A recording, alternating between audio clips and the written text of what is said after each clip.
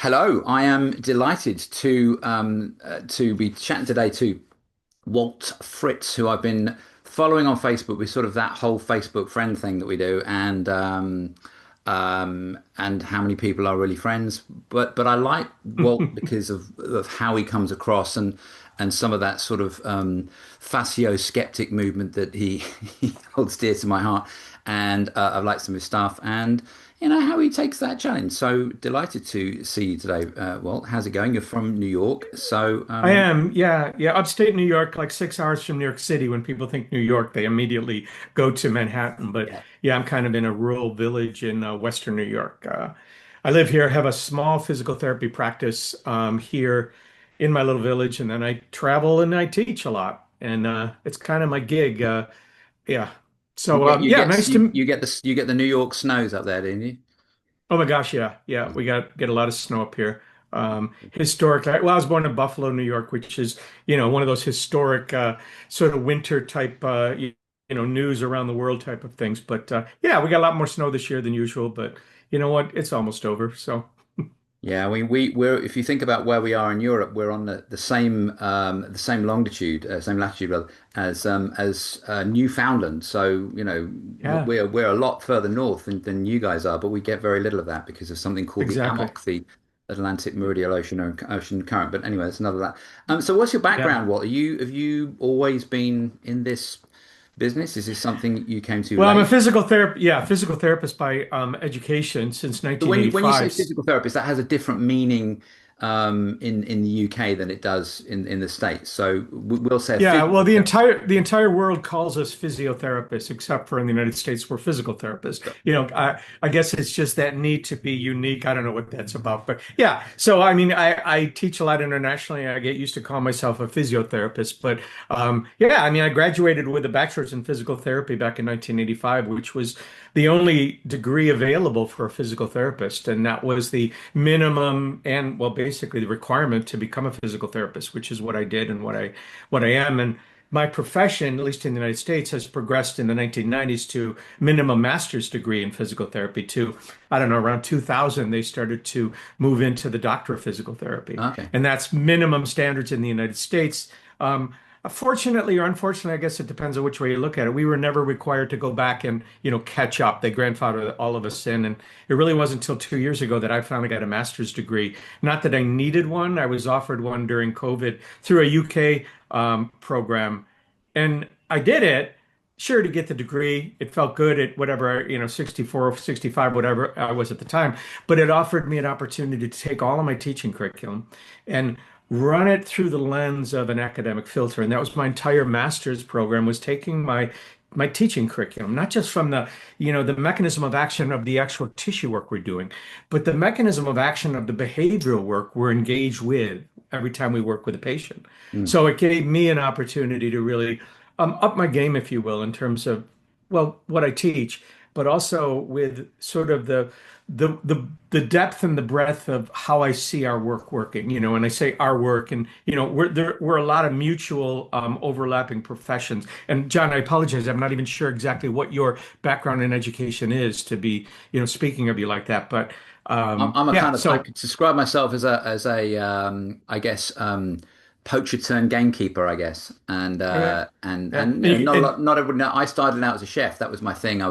If you want to see what I started out was, then look at the Michel Bourdin's book, Kitchen Confidential. okay, Without the heroin, I was hasten to add, and I yeah, was kind of sad when he died because he was a sort of a spirit animal really, and so I yeah, did that, and I went to live in Australia, and I got into so cooking for me was my training. I could when you cook something, you make a sabayon for a hollandaise, you feel the texture changes, the heat, the proteins start to denature, and you get yeah, it's a very active thing. You're taking a piece of meat, and you think it's a dead piece of meat, but when you stick it on a grill or you stick it in the oven, you can feel the density change, and there's a smell of things that go on, and so there's an instinctive intuition about the change that's happening underneath your hands.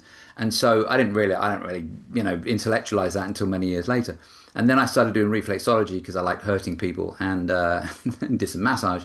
And then I came across this thing called Bowen, which treated a long-standing neck pain of mine that I had. And I went into it practicing and teaching with virtually no anatomy whatsoever. It was pretty shocking, and so that was, went into that in, oh gosh, the 80s. So I learned that in 88, and then nobody was doing it in the UK. Brought it back, started to teach. They went, hey, you can teach. There's nobody else doing it. And it was arse from elbow time. Well, to be honest with you, I had no idea what I was doing. And then around the 2000 mark, I got a college, I'd got other teachers, I was teaching these people, and I was trying to bone up my anatomy. And it was like, well, I can see stuff moving around, and, but that foot seems to be moving in relation to that shoulder. And anything I looked in an anatomy book didn't tell me that, and there were these models that people were coming up with. And then I found Gil Headley's work, the dissection work, went to San Francisco, hooked up with him, and we spent the next 12 years working together in the UK. And then fast forward to lockdown, I started to do a lot more of my own dissections. And then I thought, I'm sort of straddling this world in medical schools of doing dissections. So I went and did a bachelor's in honors degree in health sciences, which I finished 2 years ago, sort of part-time study, open university, because I'd left school at 16 with nothing. I had severe ADHD and didn't know it then. And so I've sort of come about it as kind of opposite way from you in many respects, that I started out and I've molded myself around this idea of, I've always been a questioning, contrary little shit. On the basis of why are you saying that? What is the basis of which you're saying what you're saying? I need to understand that. Not from the position of just arguing for the sake of arguing, although that's a sport as well. Oh, it is fun too. Yeah, yeah, Yeah, that's kind of fun, and but just from a perspective of saying, well, what do you mean by when you say that? And so now I'm in this position, and I think you are in the same position, where we have a whole industry, a whole world, effectively, of stuff that we say that doesn't mean anything. That, meridian or a core stability or any of these things, they're not things. And right. yet we've got this foundation of sand that everything's based on, and that people get really pissy when you try and sort of say, well, what do you mean by that? So that's where I'm at, and my anatomy has gone. Lockdown, I ended up being in the States, carrying boxfuls of cameras and stuff to do a dissection, a live stream dissection in Vegas and Carolina and Colorado and various other Very places. So nice. I've been Yeah, all over the world to with yeah, cutting dead people up. So that's where I'm at from that. So I've sort of come where I walk between my first love of the complementary therapy business, because we need to touch more and we need to get hands on more, and the academic world, and then the science world of saying, well, what is it we think we're doing when we're touching? And we don't yeah, have really answers for that. So, yeah. and then the whole fascia thing is gone. Maybe we can talk talk about that. We'll see how we go. But yes. Yeah, yeah. Well, you just struck me there in terms of your background as as a chef, and you talked about, the changes, textures, and it dove me right into um, the the rabbit holes, if you will, the rabbit holes that educational systems teach us within in order to get us on board, Yeah. drinking the Kool-Aid, whatever you want to call it, because, as you were talking about that, touching the sauce as it changes, I mean, it reminded me exactly of what I was taught in myofascial release training, which is, that change in texture and warmth and all those things, they're hallmarks of fascial origin. They're hallmarks of fascial change. And then, you put a different hat on, you take a course from someone who's coming more from a central nervous system driven model, and they talk about that being more of an autonomic function, that when the texture changes, et cetera, et cetera. And, it took me a long time because I was so caught up in the fascial model that anything else seemed wrong. But then my pendulum swung so far that I basically discounted anything in fascia because it was all neurologic, and realized that, you know what? A lot of things happen when we touch people, Yeah. but yet everybody tries to sort of own it under their umbrella or their the rabbit hole they're in. But ultimately, we're working with the complexities of, sure, texture, structure, anatomy, physiology, psychology. There's so much involved And, that that's what. societal input as well. There's that idea. I was just writing a piece for another article today about shame, and this idea that, the original shame and the original sin was, Eve had no idea that she was naked until somebody pointed at her boobies, and so we have these societal constructs around how we feel we should behave, and pain Right. and dysfunction, all those things are the same sort of things. Yeah. And getting answers for things about the concept. I did a webinar on Monday night about somebody fixing my pain. Well, actually, if you can hand it over, then fine. Fix my shoulder. Well, leave it here and come back on Thursday. Yeah. It's these ideas of narrowing things down to their smallest and lowest possible denominators, and then putting our finger on and saying, right, okay, we can mend that. And I think that's always going to be um, end in disaster. Yeah, yeah. And that's how I both practice and teach now. We teach from the perspective of, shared decision making, trying to include the patient decisions, input, preferences, and values as much as possible. And And it's how much of it's what you see, you talked about your own belief in relation to the fascist side of things, and how much do you yeah. see that translates into your students that you teach, but also the people that you treat, your clients, when they come in through the door? How much of their belief system about their problems or their pain or what is it they've been told are they bringing with them Yeah. that you might feel Yeah. that you need to dismantle? Well, I've stopped feeling like I need to dismantle. I know enough about the fracture of the therapeutic relationship and the negative consequences as a result of it. I know enough about that to say, you know what? I don't believe what you believe, but I don't know everything either. So they might come in with a very decided, it's my fascia or it's my posture or it's my weakness bias, right? And it's inevitable that they do. I think it's incumbent on me not to change their mind. Maybe it's incumbent on me to let them know, yeah, you have an absolute right to believe that, and it could be what it is, but it also could be a few other things. I love the concept of uncertainty, and I love to introduce it in the therapeutic setting to not discount their beliefs or step on them like I used to when my pendulum was swinging all over the place. And it's actually really common in our community. Look at people's website. It's all Yeah, about not, to me, it's not about education. It's about redirecting education toward what they think things are. It's like, we're all trying to sort of hammer people over the head to say, no, you're not right. But ultimately, you are right about your lived experience. And if that includes you think it's your fascia, I can roll with that. sure. I don't think I'm being disingenuous or dishonest about it.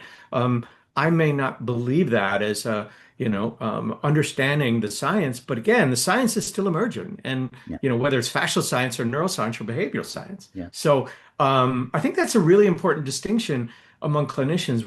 We have a tendency to try and to move the bar towards what the way we see things working, right?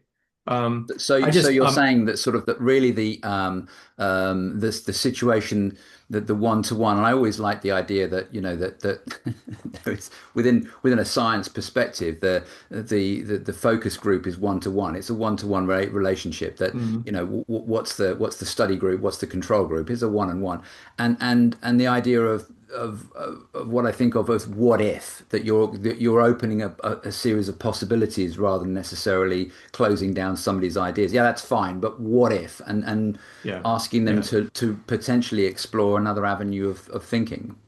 Yeah, there was a very recent paper. In fact, it's 2026 that I now kind of throw out at all my seminars, where it was taking a look at patient beliefs when it comes to musculoskeletal type disorders. And what are the patient beliefs? And most of them sort of they occupy those more historic things like, I've got a bulging disc, I've got a torn muscle, I've got bad posture, those very biomechanical type of viewpoints. And then Mm. I look at another study from 15 years ago that I wish I could put my hands on again. It was when pain science education was at its peak. And it was about, no, no, no, there's nothing wrong with your tissues. It's the way your central nervous system and brain, the whole pain science movement. So these researchers said, well, how much can we sway our patients' opinions on what's wrong with them with properly dispensed pain education? Study was bring a patient in with nonspecific low back pain, do a pre-test survey, then give them an hour-long, education on pain science, and then do a post-test. They were hoping to see that the patient's understanding of why they're having pain shifted, but it didn't. It even with what they considered a very finely crafted narrative, they really didn't change that patient's mind that much. So I look at those two studies, right? What patients believe and how poor we can be at trying to change that. It's like, why bother? Why expend that energy, waste that time, and potentially fracture the relationship that we're trying to build by saying, no, that's not the way the body works. Instead, can we just, without being, now, obviously, Julian, if someone comes in with a really, what I think is a dangerous belief, we'll converse about that. right? Yeah. But Yeah. I I mean, I just think I think, think I see people that go, I've had a laminectomy and therefore, my discs are rubbing on each other. And you go, okay, so mhm, let me just show you a spine and how that works. And maybe I can put your mind at ease so that you can, you don't think that you're going to snap in two when you bend over. That's yeah, yeah. I um think it's important, but I also yeah. think it's really important not to step on their beliefs because whether it's their beliefs, their doctor, someone they really trust, someone inserted, even if it's Dr. Google or Mhm. now AI when they go there, they have a lot of trust in that. And do I Yeah. want to try to pit myself against that other trust? I Mm. think I don't waste my time on that anymore. Yeah. Yeah, it's an interesting idea. I want to come back to what you said about the idea of the sort of the pain physiology aspect in terms of is that a model that because as I can best understand it, this is theoretical at best as far as pain physiology. We've got Melzack and Wall going back to 65, and we understand that pain gating and touch and all these kinds of things, but how much of what you understand of pain physiology is something that you think is, or that is taught out there, is something that is still valid or should be explored within a, teaching physical therapist perspective?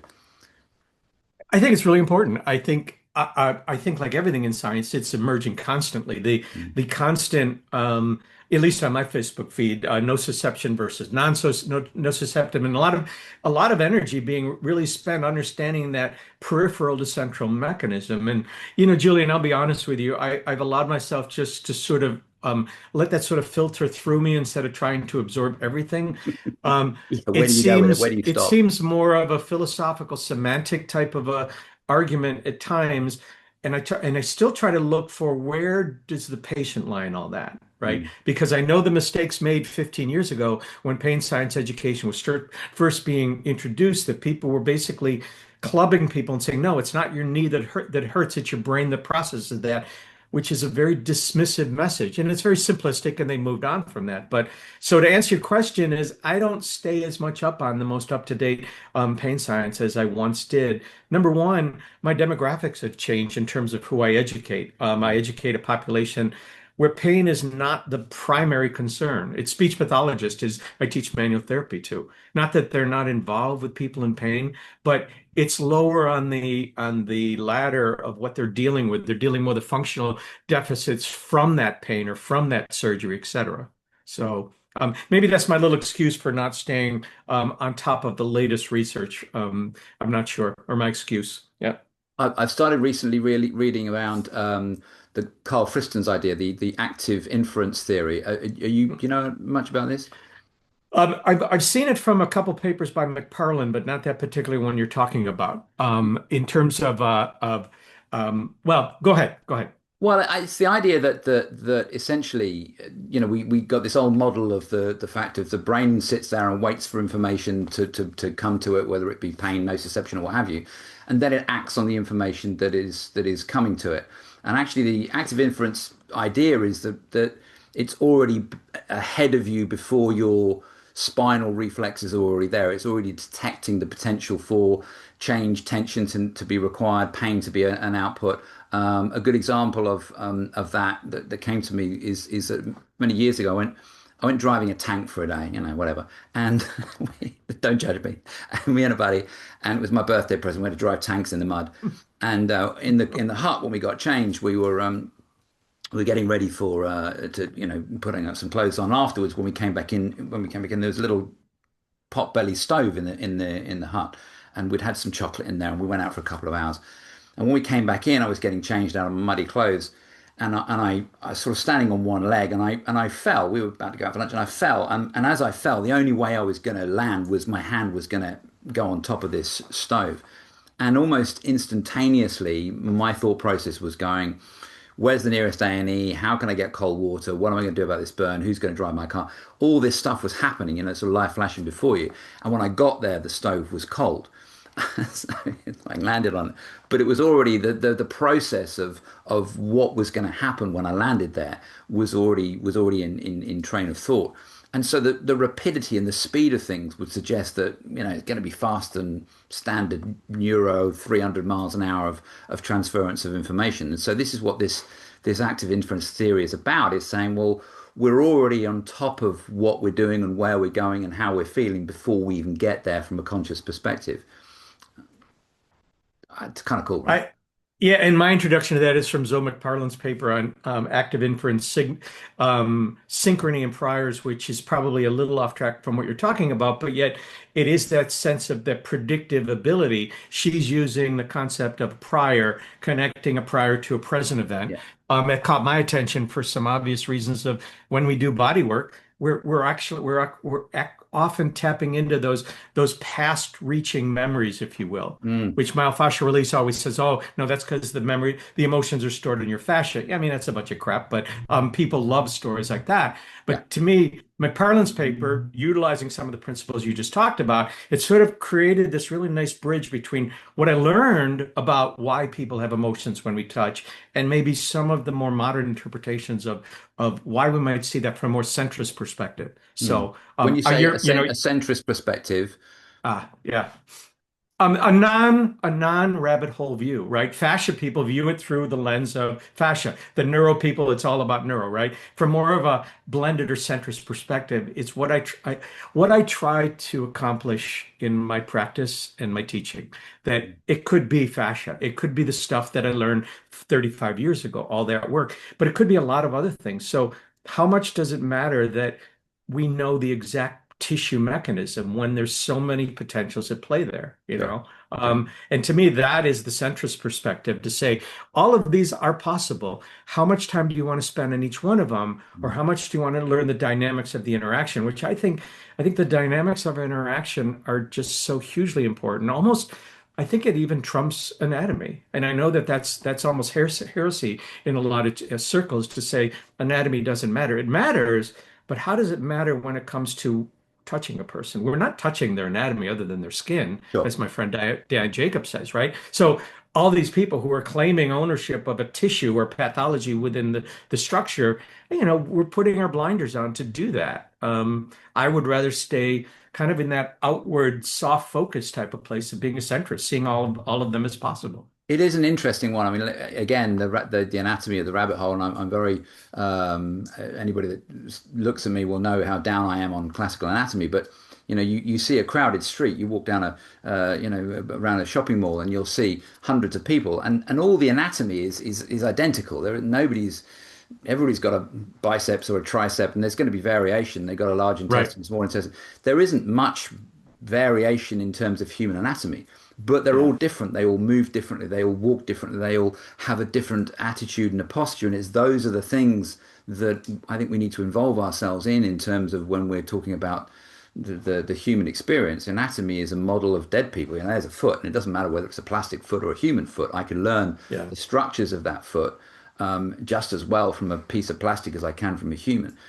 It's slightly different from a textural perspective, and my human dissection has done a lot to inform me of that. But certainly from the perspective of how that foot now relates to the way that somebody holds their head, and the physics involved is something that anatomy isn't interested in, and so Yeah. it's a fairly poor model from that perspective. So Yeah. classical anatomy, I don't think informs us very much, but certainly if you dissect in a certain way, I know Diane Jacobs is very down on that, but that's because she's never dissected that way. She's thinking at it, but from the perspective of the traditional anatomical approaches, which I agree with, is kind of pointless. There's not much we can learn from it, simply because we cut the body up in best end of lamb and shank of shank or what have you. Yeah. Yeah. If you want to see something different, you got to do it differently. And I have anatomists come into my dissection lab and go, "I've never seen that in 40 years." Yeah. So, Yeah. you know. And about a year and a half ago, I'd taken when Gil Hadley was doing his kind of his 100 city tour. I was able to catch his nerve tour, Yeah. and it was really I had a lot of because of a lot of the evidence-based crowd that I was hanging out with. I still kind of hang out with online in terms of that really dismissing that fascial first view. Gil had taken on a real negative air. Not that I ever met him, it wasn't unfair, but in terms of people that I listened to because of his fuzz speech and all that I think people could interpret it in a lot of different ways, and I know people interpreted the way they wanted to. But for me, it was really refreshing, number one, to meet Gil, but number two, to see him in more of a live context and let me make some of those opinions versus someone else. And what I really loved about that was the balance and of at least that he gave to the nervous system and of the respect. But what I really appreciated was the uniqueness of it. That, Mm. we think we're all wired the same based on the anatomy books, but we're not. And that was very, I appreciated that greatly because people who they're studying their anatomy, like you said, from classic anatomy, which is where I learned anatomy, gross anatomy back in college, right? You're looking at that cadaver as if everything's the same in every human being. But when you see, in Gill's little models, well, in this patient, the nerve runs over the muscle. In this one, it nerve runs under. This third one, it goes through the muscle. And I think we need to hear that. We need to hear about the normalcy of asymmetry, the normalcy of being wonky, versus viewing it as this like, okay, we have to get everything back to, that Yeah. sort of The correction. Yeah. Michelangelo ideal, Yeah. whether it's posture or strength or tissue alignment, when in Well, I think a lot of reality, that comes we're from all over the a place. lot of that comes from the model, which is, Frank Netter would go in and, he'd go into a dissection lab and he'd see what he saw and then pour himself a brandy and light a cigar and then draw the impression of that. And Yeah. anatomy does that. It takes the averages of things and sticks them down and then says, it's the ilioinguinal nerve. Um, Yeah. and um, and so, I mean, Gill's an incredible poet and an artist, and he's the Byron of our anatomy, really. He is, hello clouds, hello Yeah. sky. I love Gill's sort of romanticized approach to it. And then what I've tried to do from my perspective is take that and go, okay, what do we do with that? How do we apply Yeah. that within a functional perspective and understand that in terms of what we're then touching underneath our hands. I wanted to ask you something, a sort of a cultural curveball, if you like, it's something completely different from this. And from the perspective of physical therapy, and in the United Kingdom we have physiotherapists, and they're chartered physiotherapists. That means they've got a charter from the king, and they have a crown, and it's a protected title. You can't call yourself a physiotherapist. I can call myself a physical therapist in this country, but not in America. Anyway, potato potato. But I've noticed over in the States when I'm over there that there's quite a cultural difference in relation to the concept of one's own health. So in this country, we have a national health service, we have healthcare for all, and so a lot of people they have a back pain, they may go to the doctor or they may not. The physiotherapist, if they go on the waiting list, will take them 6 months and they'll take their medications and it costs them nothing. No matter how much you have surgery, you go to the physio, that's just how it goes. And so the people that we tend to see within our industry, which is an unregulated industry, massage therapy is unregulated. Anybody can do massage. Anybody can do anything they want. I put a certificate on my wall and I'm a massage therapist tomorrow if I want to be. Um, and so the attitudes are slightly different. People come under consumer law here and they pay cash or extra money that they will never get back. It'll never get refunded as far as their insurance is concerned. And so there's a different value perspective.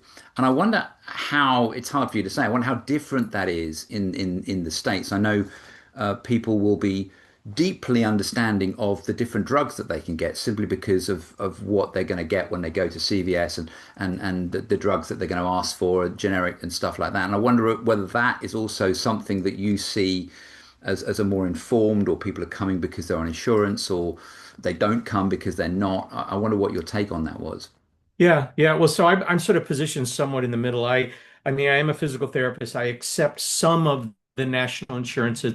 We have a government Medicare insurance, which, I'm over 65, so I have Medicare as a partial payment. I accept that. I accept some of the other insurances and other ones I don't. So as a result, my caseload is a mixture of people whose insurances are paying either all or part, or people who are literally paying out of pocket, much like you're speaking of there. I don't, when somebody comes for a total knee replacement type of physical therapy, I send them on to what I consider more of a clinic-based, exercise, standard-based model. That's not my forte. I might deal with you down the road when you're still having issues from that surgery, right? But because of that, because of my sort of mixture of cash pay, and insurance pay, people who are under the insurance system are more apt to come more regularly, right? Although in the United States over the past decade, what we call a copay, right? Even if your insurance is paying, you have to pay a Yeah, copay. deductibles When I type thing. Yeah. Except, well, yeah, but it literally every session you're paying a portion of that. And those copays used to be 10 or $15 back 15 years ago. And now they're 55, $65. And it's almost to the point where it's all close to what the session costs, not fully. But so you got a lot of differing economic issues too. Poor people can't afford. What are you going to do with those, right? It's well, our healthcare system is either a incredible failure, like some people believe, or the epitome of success because we're Americans. And, again, the that's the way it is here, especially now. There's a lot of people who are just sorely under or non-insured, but not I given. think I read something like 70% of people, even with good insurance, are still underinsured for the bad things that could happen for you. Just Yeah, need. I'm not up on that statistic at all because most insurances include catastrophic. If you're having any kind of insurance, most do come with that, major problem type of a issue. Yeah, So, yeah. it's social, it's political. We hear all the time about the wait times in Canada and the UK, and that's often used as a weapon against socialized medicine, right?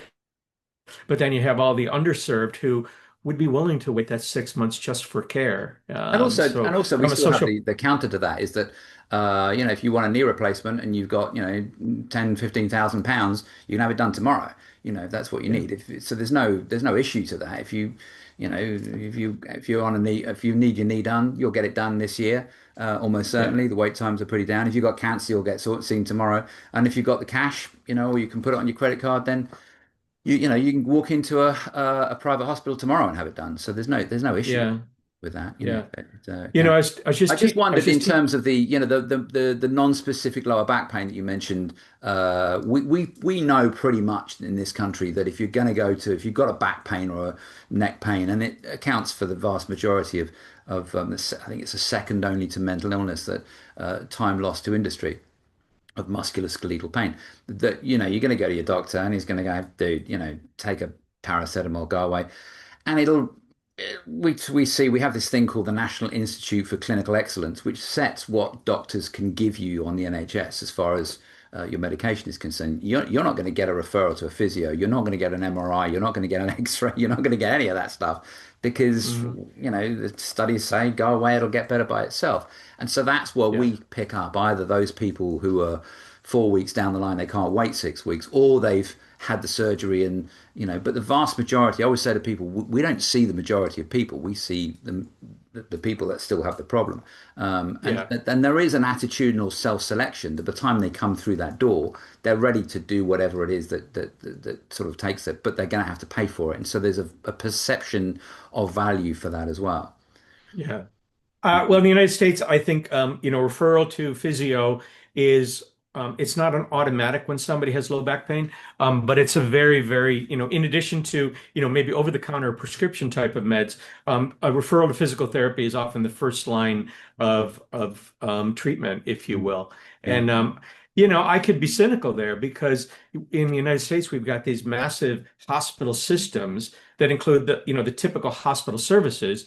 They include the rehab, but then they include a lot of outpatient. Like in my general city, there's two major health corporations. Each one has outpatient physical therapy clinics scattered throughout this massive area. So, how much of the referrals that come from the GP for physical therapy are actually, independent and ethical? How much is feeding a system that needs to be fed in terms of income from insurance source? You can really dive deep into the conspiracy Yeah. theory rabbit hole, but I think a lot of it is dictated by that. And I see, I've done a I lot of get I get dissection in the United States, and of all the women I've dissected, I think I've only ever seen one full uterus and set of ovaries. And Mhm. Bonnie, who used to run the unit in Colorado, said that she did a rough count, and out of the 100 women that she had, as far as donors for cadaver donors, 95% of them had full hysterectomies. And I think I see a lot more surgery in the States than I do, say, in Poland or the UK. And I think the more insurance you got, the better insurance, the more medicine you're going to get. It seems, Yeah. Yeah. Yeah. No, I think it's an accurate portrayal. Um it's kind of a sad one, but it's the nature of the differences in healthcare. Sure, And sure. in this country, the resistance to change, moving toward single payer, moving toward, healthcare for all, is just so unbelievably strong, driven by the corporate factors at the top who are benefiting from, Yeah. this type of system we have. I think there's a lot of It's money very, involved, and I think I say to people in yeah, this country, we have the NHS is not perfect by any stretch of the imagination, but oh my God, you're going to miss it when it's gone, if it is gone. yeah, Well, I wanted to get onto your sort of specialization. I watched a video of yours, and this idea around throat and voice work, and what got you into that, and sort of what where your journey into sort of specializing in that area was came from. And so, could you sort of talk us through a little bit about what you do in that area, and yeah. why, and how you got there? So the first of all, I used to work for John Barnes, a well-known physical therapist who teaches myofascial release. He just died a couple months ago, but I trained with him. I worked for him as a teaching assistant for 10 years, and then mid 2000s broke off and kind of started sort of a little sort of organic little model of my own of myofascial release with my flavor on it. And it was fun. Classes were small, etc. I was basically a small fish in a big pond of continuing educators in the United States trying to sell these products to you. Um, and then in 2013, I was a speech pathologist, was reading some of my online work about some of the incidents in my clinic where I'm working with people with their neck pain, working through the anterior cervical region, and they started to report some things that were sort of out of scope for me. Oh, that's the feeling I get when I have difficulty swallowing a large capsule, things like that. Real simple the issues, and it basically word spread, and it got me invited to teach a one-of class in 2013 that I taught with an MD from New York City who'd written some research in the Journal of Voice on using manual therapy for voice disorders. So we cobbed together this one-of class, and it was pretty rough, but it was well received. And over the next couple of years, I just saw an opportunity. I saw an opportunity to niche myself and swing away from the physio and massage therapist market to the speech pathology market.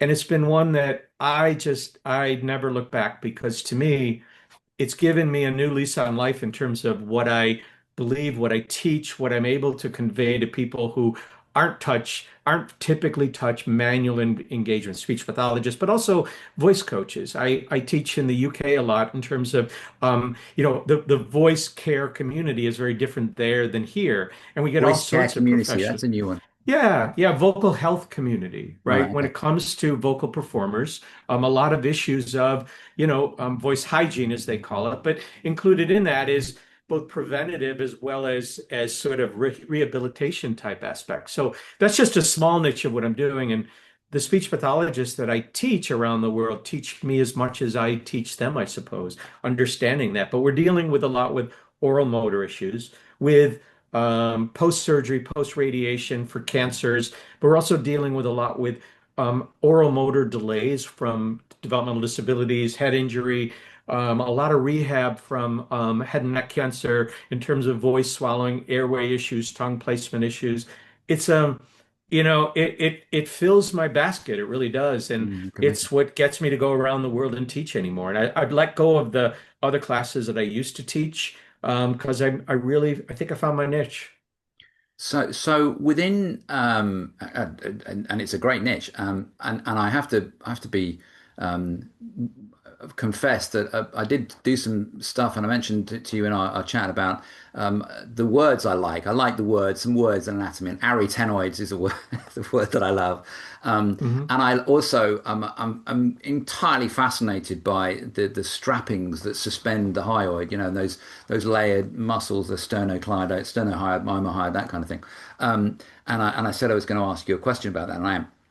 Um, so how much of what you're looking at, and it sort of speaks to what we are talking about before, how much of what you're looking at is specifically location oriented in terms of throat or voice or what have you, and how much of it will be accessory in terms of neck or forward head posture or shoulder position or accessory muscles of respiration, or capacity to breathe? How much of that will influence what it is that you're looking for within say a voice or a managing that kind of thing?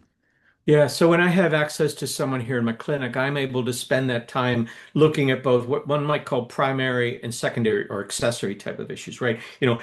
Head hold posture, the whole thing. In the workshops, which are pretty brief, 2-day hands-on workshops, we kind of stick to some of the basics of what people think they're there for.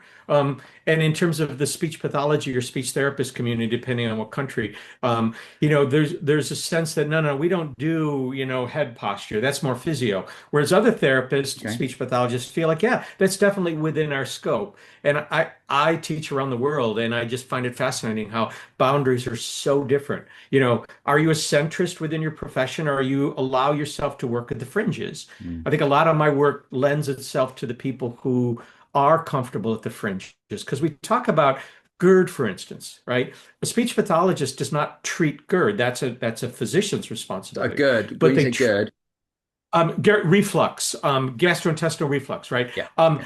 They don't treat GERD, but yet they treat the conditions that result from GERD. Very often, voice disorders, globus, pressure in the throat, problems with swallowing are secondary manifestations of a primary diagnosis of GERD. So then, when I present a technique that's been shown to affect GERD in a positive way, speech pathologists, is that within your scope? And I let them make that ethical choice. I Mm. show them treatment options that have been shown via the research to be effective in, for instance, changing manometry levels at the upper and lower esophageal sphincter pressure, a So primary again, hallmark. I'm a great stopper of jargon, and so Got it. anybody that's Okay. watching this or listening to this, so I'm going Okay, to got it. bring you So right back to what basically, you just said. So okay, when you said upper, you said upper esophageal sphincter pressure and lower esophageal sphincter okay, pressure, right?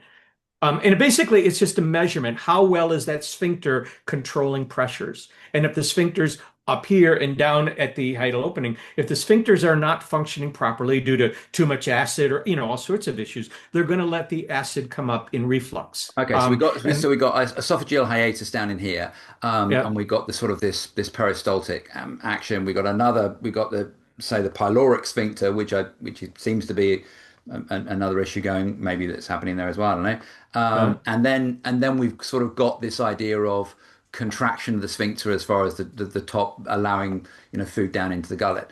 And are we talking about both of those? Are we talking about are we talking about there being any kind of stomach pushing up through the esophagus through the hiatus in terms of like a hiatus hernia or Yeah, I think I don't get me started on that one because I think too many professions have believed that they're fixing a hiatal hernia by pulling it down manually and it's somewhat staying there. But that's a whole nother conversation. We're talking about if the lower sphincter does not have enough force or pressure, it allows the uptick there. And there's when they do manometry, they go in there and stick a probe and they check the pressure. There are pressures that they okay. expect. And then when they're not there, they see that as a hallmark of GERD. So, but where I was going with that is if I show you a technique that's been shown to modify that and that, is that within your scope of practice? And some speech pathologists say no, because we don't treat GERD, we treat what results from GERD. It's like, that's fine.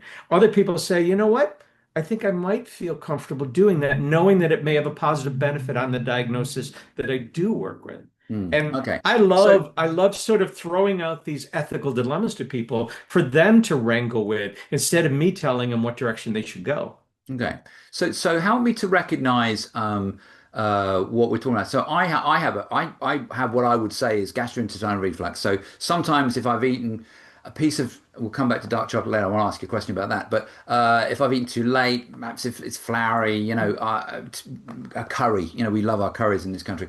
Ate too late at night, 2 o'clock in the morning, and almost sick in my mouth. I've got to get up and I've got to take some Rennies or what have you. And so I would call that gastrointestinal reflux quite a long time after I've eaten, but I'm lying Mhm. down, maybe I lie on my stomach or what have you. Are you talking about that kind of thing as a sort of a digestion thing, or are you talking about it as being a constant thing that is experienced after eating? How would Yeah. people disassemble those two? Well, I think they're both accurate. I think they're both correct, right? There's the more chronic condition of chronic GERD or something called silent reflux. Mm, Silent reflux is something where when a patient has a voice disorder, they're often scoped. They go up their nose, down the throat Yeah. to look around in there, and the person may not recognize that I have GERD because I don't have reflux. I don't, have those classic signs. But the ENT or the laryngologist is seeing a lot of irritation. They suspect silent reflux, like it's not bad enough for you to feel it, but it's happening, and then they'll treat accordingly with, PPIs, proton pump inhibitors, etc. Those are the more subtle issues, and what you described, yeah, that's GERD. GERD is GERD, whether it's more of that silent or whatever. And again, it gets back to I can give you 10 papers, 10 studies that show, well, when we did these manual therapy procedures, it was effective for various aspects of GERD, quality of life, how much dosage you're taking of your medicine, those sorts of things. So Um, we're saying that there's a structural issue as a primary presentation, and the proton pump mm, inhibitors are going yeah. to do something, but then they're not going to deal with the structural presentation of what's happening. You're saying Well, that I think I think those words are dangerous, though, Julian, and you might recognize that because as sure, soon as we say it's a structural issue, everybody sort of dives into the rabbit hole to say, "Oh, it must be the fascial restriction. It must be too much." So there are at least structural components to it, sure. coupled well in with the neurophysiology, the behavioral aspects, and the simple activities of Yeah, don't I don't have like a to curry at eat. 10 o'clock at night followed by 3 pints of lager. Boom, boom. Can we blame structure for your lousy habits? Oh, you can try, and people do all the time, right?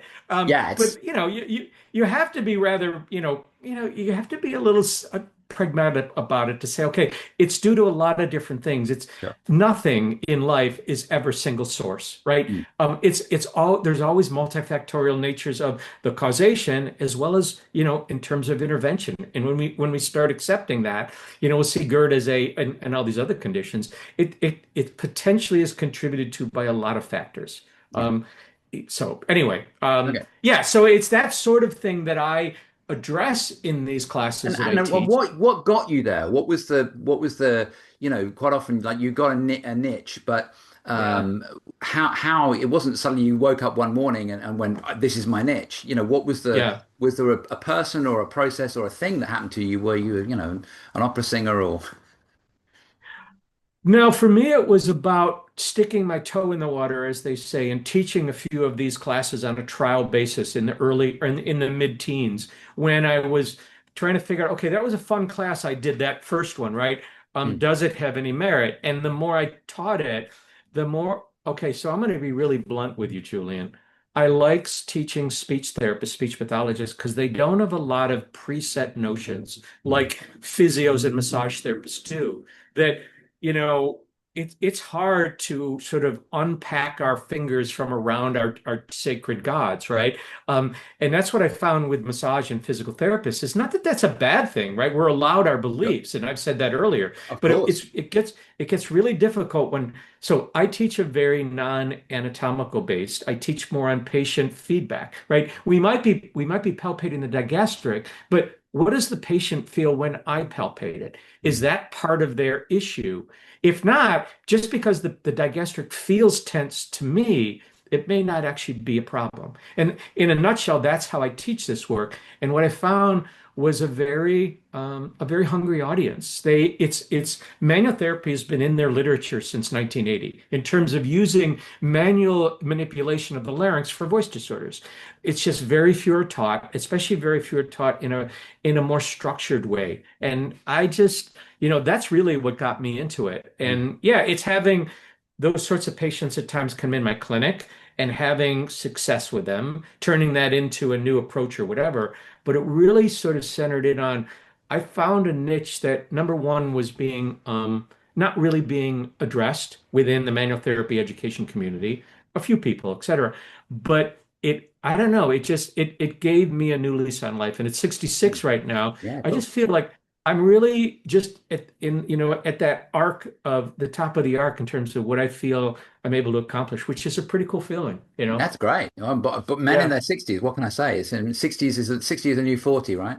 Um, it really is. Yeah. does your model apply in the same way to pressures, say for wind instrument players? Many years ago, we had a guy who in Scotland when we were dissecting, and he was a bagpipe player his whole life in the Black Watch, and we opened him up, and his stomach was like It was the whole way up there. It was a heart and a stomach, and people were going, "Wow, he's got two hearts." It's like, no, that's his stomach, and it was right up in there. And I Wow. wondered, cause and association are not the same thing, but I wonder if there is any of those pressure things that might happen within wind players that you might see, and is there's the same principles or techniques apply as far as that's concerned? You mentioned pressures earlier on. Yeah. Yeah, Julian, full disclosure, that's not my typical patient. I Mm. get more voice patients when it comes to musicians than I do. Not that I've not, but I've not had enough of a sample size to really be able to reflect on that. But Yeah. I don't care whether somebody's coming in for dysfunction, rehab, right? That sort of thing, or it's a performer with vocal tension. The techniques are truly the same. I'm okay, let's pretend for a moment your wind player comes in. What type of issue might they complain of that would bring them to see somebody like us? Yeah, well, a lot of the time it's going to be upper trap holding, neck, shoulder. These are the kind Yeah, of things that I had a whole spate of them come in for a while recently because of a couple of years ago because of this whole idea of and it wasn't just wind. It was the fiddle players as well. It was this elevation yeah. from the neck and this inability to be able to then feel that they were getting the full range that they were capable of wanting to get. Yeah, and I would strive more. Okay, certainly if this is a tension in terms of a pain or whatever we call, someone calls it, that's something I would address. But what I would try and get my patient into is, okay, you describe that inability to feel like you're getting enough air to blow. What does it feel like to you? Mm. What does it feel like? Where do you feel it? I get them strongly into the body felt sense of an issue, right? I have a video somewhere on YouTube that I was teaching a class and it was a singer who came up. She's also a speech pathologist and she described the sound of her issue, right? Mm. And people Uh-huh. describe that that's the sound, that's the wrong sound. And then I asked her, but what does that sound feel like when it comes out? Mm. Right? There's what the sound is what you don't want, but what does it feel like inside?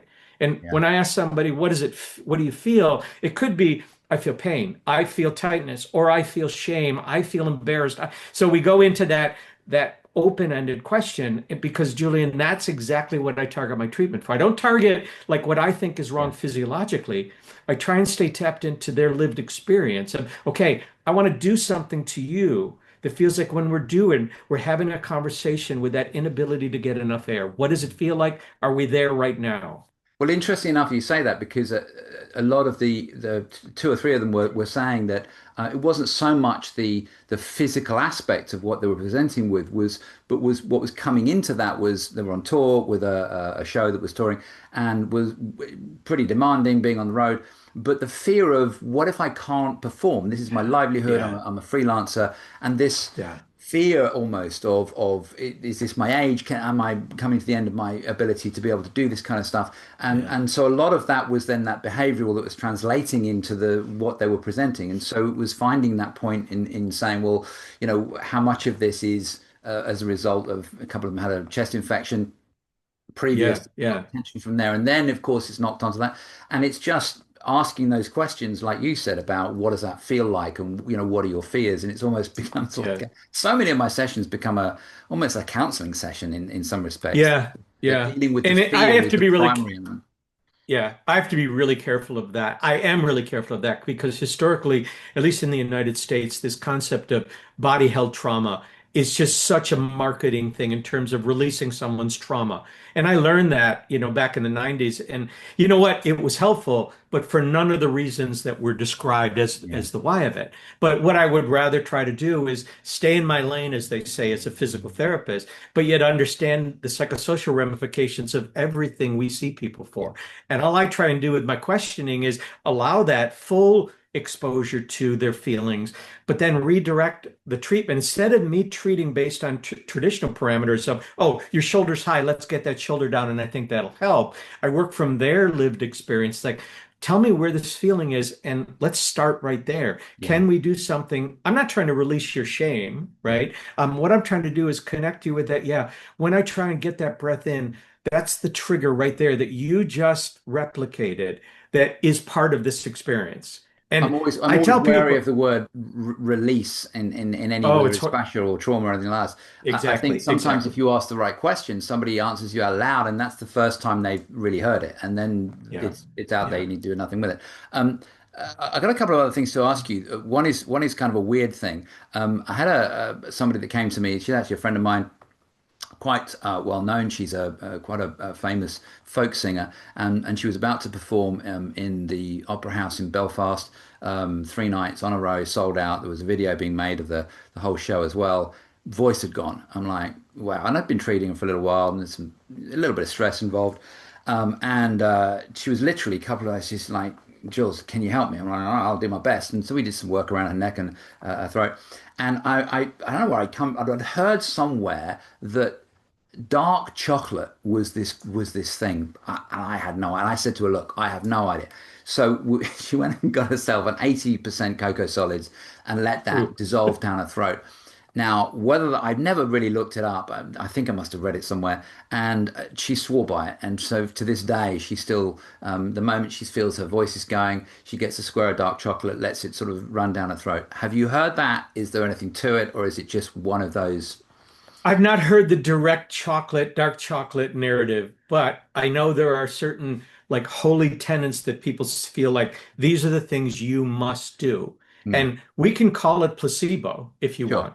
If we have faith in that because it worked for us, right? But then don't translate that to, the I general don't have a public. problem with I placebo. I'm all no, no, good no, with no, no. placebo. And because I think it's really interesting that somebody developed that sense of this helped me, so therefore it's what I'm going to rely on. Sure. And I love looking at that right there. Yeah. Sure, there could be literal biochemical properties of that dark chocolate, but then we've got what I think is the larger piece of the therapy is that belief and trust in it. Yeah. Right. If I could just interject something here for just a Yeah. moment, there's a speech pathologist from the University of Pittsburgh by the name of Leah Halou, who has written Great on the name. concept. Yep, Leah Halou, yep, who's written on the concept of metatherapy. Metatherapy, when she looks at clinicians and they're working, in essence, I'm gonna paraphrase wildly. We think what is having the effect is the therapy, the treatment, the modality, the actual tool we're using, right? And yes, that's impactful. But what she did is she examined the meta that surrounds our therapies. Now, she used it from the lens of transgender voice therapy, very different thing than most of us might be doing. But yet, I think that metatherapy concept is really appropriate because we think it's by taking all these courses to get better at the techniques, right? Which certainly matters. But what else comes with all that exposure, right? We learn the granular piece on how we present it. And I just think that that's such an important aspect that goes underutilized. I was just teaching in the Middle East. I just got back last week, and somebody said to me something that I've not heard before. She said, "You're teaching us the soft skills that we're expected to already know, we're expected to pick up, but nobody teaches us those soft skills on how to really form and create and maintain that relationship with another person." And it took me a while to sort of digest that, but I really like that concept of the soft skills in our shared professions often go under taught because it's all about selling the latest technique or product or whatever, right? But it's the Yeah, meta that surrounds we're always that. going to give somebody the certificate on our wall, and this is the argument that I've had with people about, Exactly. deep tissue Yeah. pressure, whether it's whatever rolfing or what have you, that if that really worked, then everybody would want it, and you're going Yeah. to get what you go to a butcher, you're not going to get a pound of fish, Right. and I like that concept. And the other thing was a doctor wrote in a magazine we have, a super magazine we have over here called Private Eye, and he said all medicine is placebo to some degree. You'll hear Yeah. somebody come in and You can't say, separate you'll it. feel better Yep. when you've seen the doctor.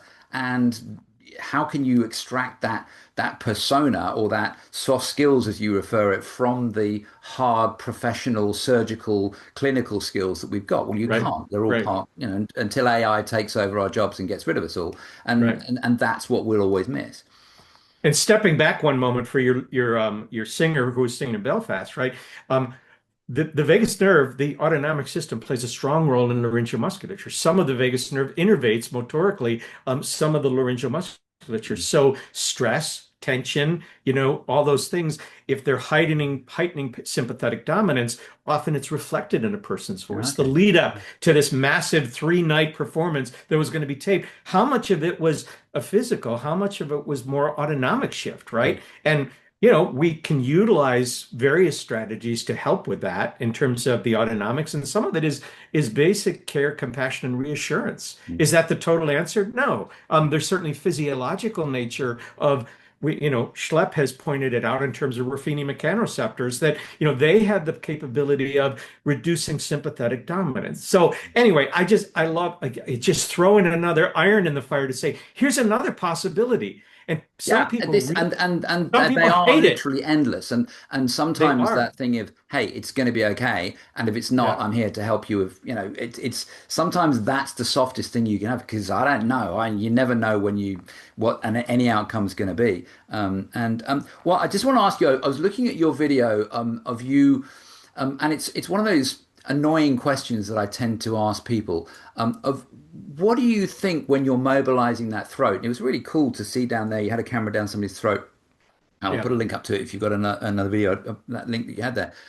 What do you think you are doing, or what is happening in relation to that? Obviously, you can see the physicality of the movement, but it's the rude question would be, so what? It's like somebody putting a needle in under a microscope. I've done that before, and they pick up the bit of tissue in the fascia.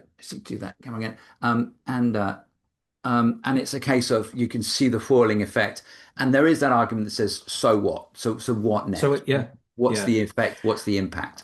Yeah, well, I could kick back into all the historic things of we're manipulating that tight muscle, right? I mean, those stories have been around for decades, and to some extent, they're still used as a primary foundation for why change happens. So we Mm. can lean into history when it comes to that. But my biggest thing is understanding that if a person is made aware of an issue, they then are offered the option of choice, right? Do I choose to modify, from central to peripheral, the output? And understanding the basic concepts of neuroplasticity, understanding that when we introduce a novel stimulus, understanding that when we tap into something where when we start to manipulate the larynx, as you say, we tap into, oh yeah, that's some of that gravelly feeling I get right there. I strongly believe that my role as a manual therapist is to create awareness so the patient, along with me, can begin to make changes on their own. Versus me being the primary driver of change. When we see the larynx, in those, and it's using a flexible endoscopic scope, whatever it's called, right? It's called FEES, FEES, that scope that they use down the nose. We're simply viewing the arytenoids going back and forth or in and out, allowing the vocal folds to move. If we're somehow creating a felt sense of whatever you just did, that's that feeling I was talking about. That's my primary driver of what I look for. Not so much my skill in releasing that, but my ability, my skill to connect you with the feeling of that problem. Because I think once that happens, then you start taking over some of this process. So It's, we're back to I the love, neural argument as well. We're back to that saying of that idea of it's a neural input. It's saying, here exactly, brain, there's something that you might want to alter on this, and then they go away and it exactly. becomes a new learned pattern or a different way of behavior. Yeah, exactly. And I have a three or four, I have four reference lists that I often put up there that really embodies a modern view on manual therapy effects. Joel Bialowski, Jerry, some papers by Keeter, et cetera, that I can easily share with you if you want to share. But to Yeah. me, they're sort of the counterpoint to everything's about the one tissue. And in reality, all those tissues could be a part of it, but you're forgetting about the cognitive behavioral aspect of this human being we're working with. We go back to the anatomy lab. A lot of people are like treating it like we are actually treating that muscle like we could peel it away. We can't treat that muscle without a scalpel, and I'm not licensed to use one, right? But yet, manual therapists continually talk as if they have special gifted access to that thing way in there, the Yeah. trigger point, whatever you want to call it. Yeah.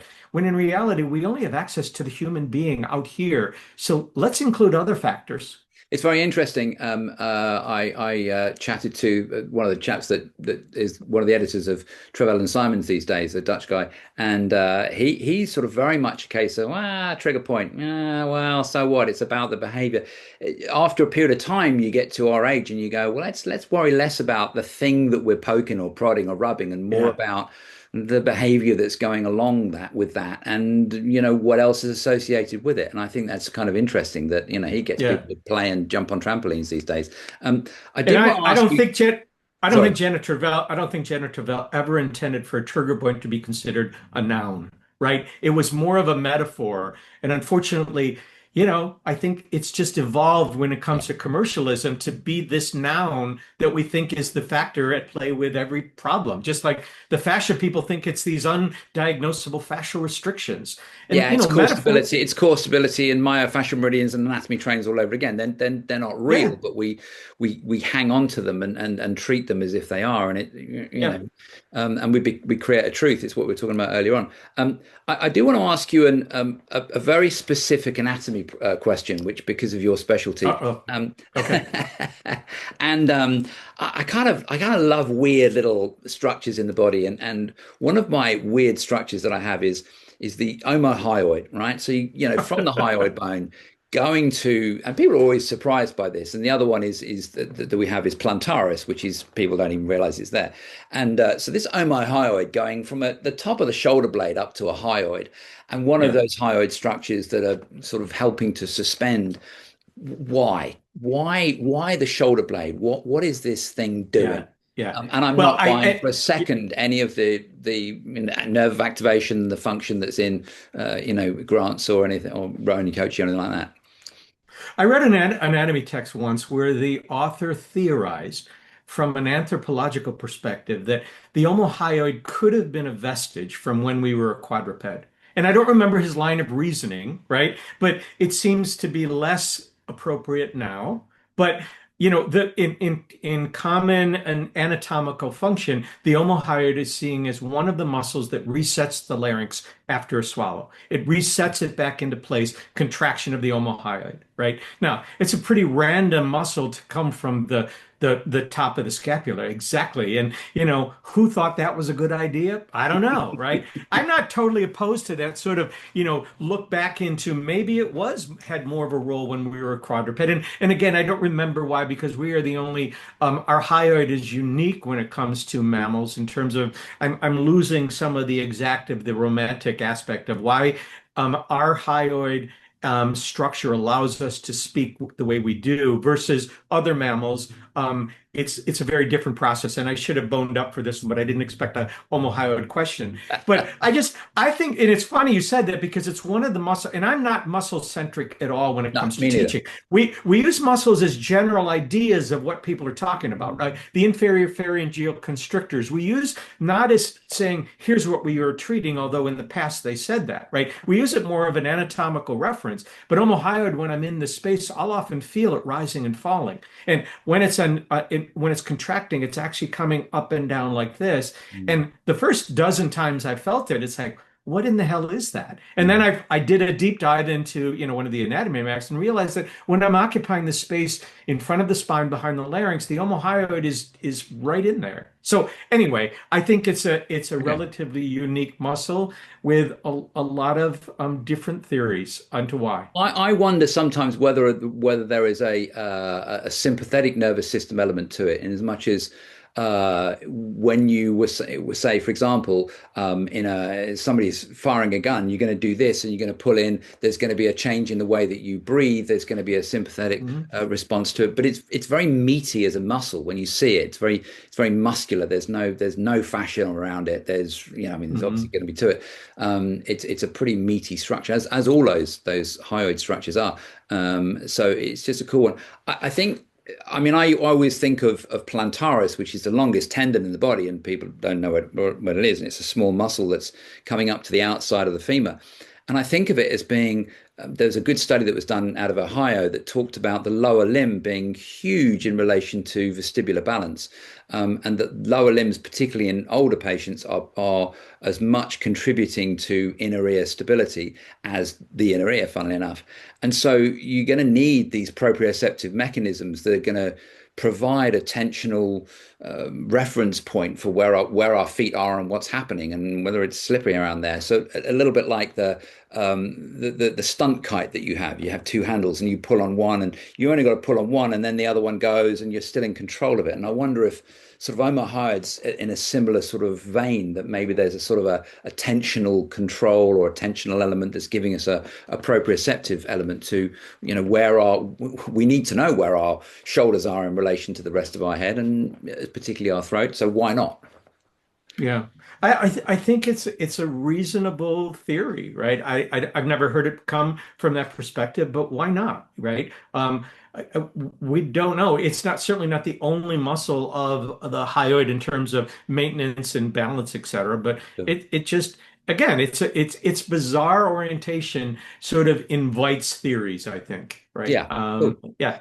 I think the next step is to say, you want to do a dissection of a couple of Hmm. throats? We'll get you, and we'll Yeah, run a let's do class. it. Let's do it. We'll run Yeah, a class yeah. in London. We'll talk more about that, and we'll get a dissection of the throat and the neck. I think that could be very instructive. I It's could just be not great. an area I that, know you know they're what I mean? doing, Say yeah, again? I know they're doing some at King's College on a regular basis in terms of laryngeal dissection. But I'm in Edinburgh in September, but that's probably a little short notice. But I'll probably be back teaching in London next year. Okay. So Well, it'll be yeah, out I'd of love to thing. set something up. Yeah. Yeah, cool. Well, so stick around. We'll have a chat in a minute. But we're going to stop the recording now. It's I could talk to you for hours, and it's like you're very much on my wavelength in terms of not going down that idea of right. We're going to release the sternohyoid by putting our thumb on the bottom edge of the I'm so Yeah. relieved that because like that's pretty Yeah. much where I thought you were at anyway. And Yeah. it's been really really good to talk to you. And there's so much more that I would Yeah. love to talk to you about as well. So. Although in fairness, if I could just interject one thing, I learned I was Don't over in the disabuse me UK. now. You've done so well so far. Okay, well, yeah, yeah, I might disappoint you.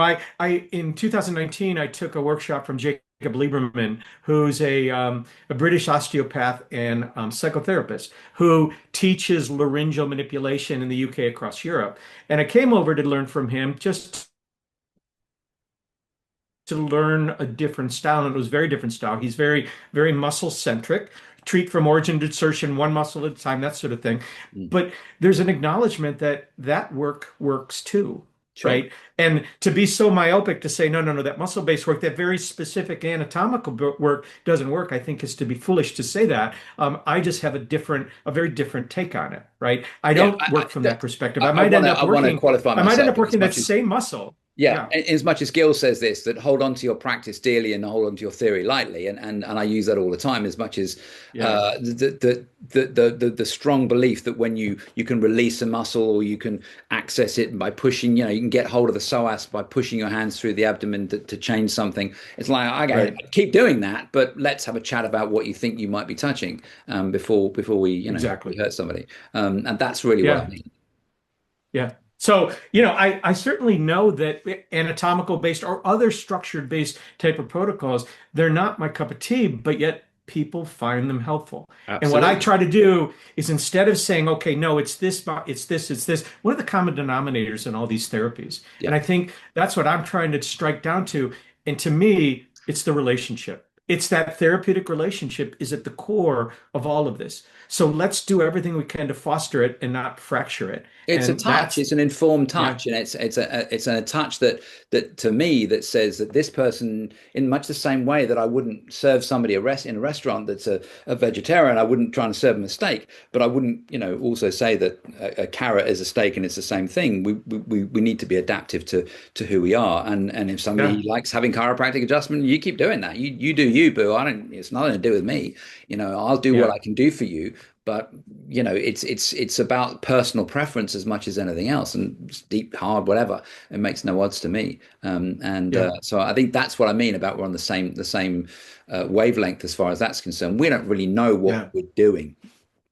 So Yeah. Yeah. that sounds a But bad thing to say when you're in your 60s and you've been doing it most of your life. Oh, yeah, yeah. we don't really know what we're doing, but we are touching people, and we I need more of that. And I yeah. think we don't have no, Yeah. in this country, we have no touch at the point of delivery. We have no touch within our healthcare system, and I think that's a huge detriment to our health and society. And when we don't touch, Yeah. well, we're angry, and we've only got to look Yeah. at the world and see that's the case. Yeah. So. Very nice talking with you. Well, great talking to you. Thank you so much for your time, and I'm sure we'll talk again, and we'll hook in more to find out about that dissection. That's